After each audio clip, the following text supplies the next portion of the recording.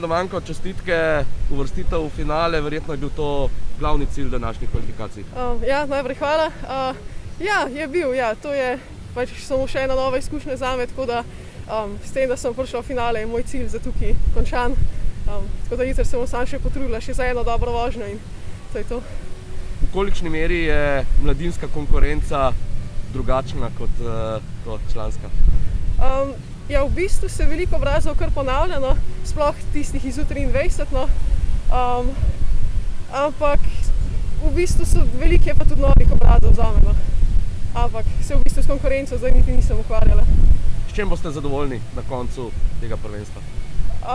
S tem, da sem osvojila eno tako težko progo, ker si recimo 3 leta nazaj ne bi mislila, da bom jo s spustom lahko kdaj vozila.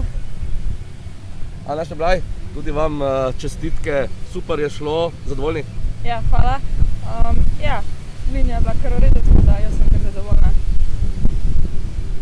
V bistvu danes ste videli, kaj vas čaka v finalu, lahko še kakšno stotinko hitreje pridete do cilja? Mogoče bi se še kje dal kaj popraviti, vem ne, kako bo jutri, ampak upajmo na najboljše. S čem boste zadovoljni? Da odpeljam še eno dobro furo, pa da sem pol sama zadovoljna z njo, tako da.